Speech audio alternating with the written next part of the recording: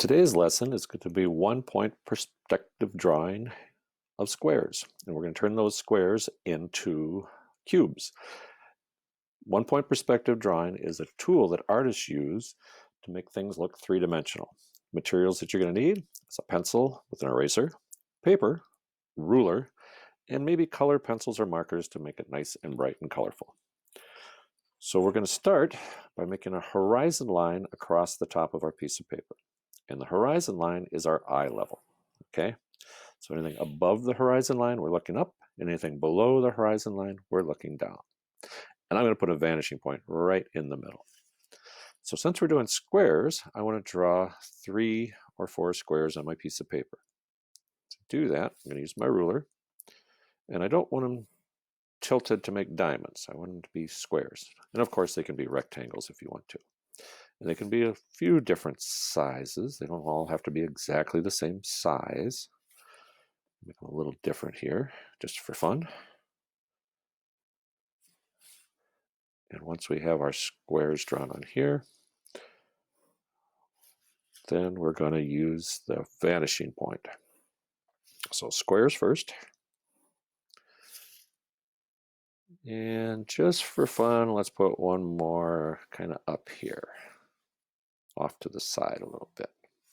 Show you what happens when we do that. Okay, so once we have our squares done, each one of these points on the end of our line segments has to go to the vanishing point.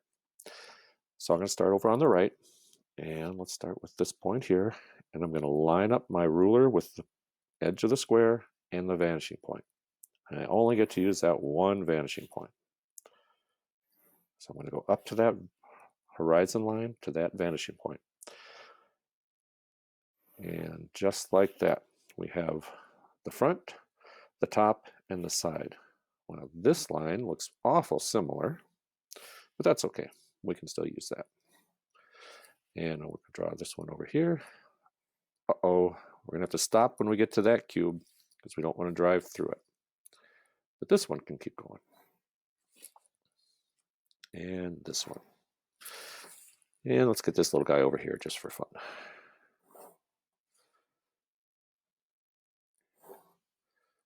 Okay, so once we have our lines drawn to our vanishing point, we now have our 4 squares that we've made vanish to the vanishing point. But we want to turn them into cubes. And to do that, we need parallel lines that are vertical, just like this one, and horizontal. So I'm going to slide my ruler over, and I'm going to make a vertical line on the side of the lines going to the vanishing point. Okay? And the top one also has to be a horizontal line, and it's going to be parallel to the top. So I'm going to draw a line across there. And there we have our cube. Now this one, since it's directly below the vanishing point, we're not going to see the sides, but we will see the top and we'll see the front. This one here, we're going to draw a line across the top and a vertical line on the side. And this one over here, same thing. Now, if you want, you can line up your ruler with that line that you made your square from. So if I draw a parallel line there, that's the side. And I can do the same thing with the top here by sliding my ruler up just a little bit. Okay, so now we have those 4 squares that we made three-dimensional, because now they have a front, a top, and a side. Now this one's three-dimensional, but we can't see the sides. Now, one other little trick that's kind of fun to do, and you can try this for a little if you wish, is to draw another line, horizontal line, right behind it. Okay? And a vertical line right behind it. And another horizontal line right down here. And another vertical line over here, giving us the illusion that there is another cube right behind there. Okay? So then I'm going to draw a line across the top and a vertical line on the side. And it looks like I have 2 right behind each other. I'll do the same thing here and here. Okay, now I have little vertical lines.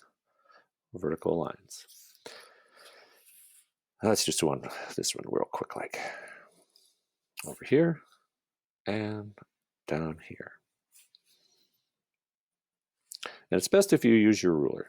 You can get good at this by freehanding, and that's great too. But let's try using our ruler for today so we get those nice straight lines. Just like so. Now, the next step is to take your color pencils and do some shading and some blending, and you can color in those different shapes and those different sides to make it as colorful as you want.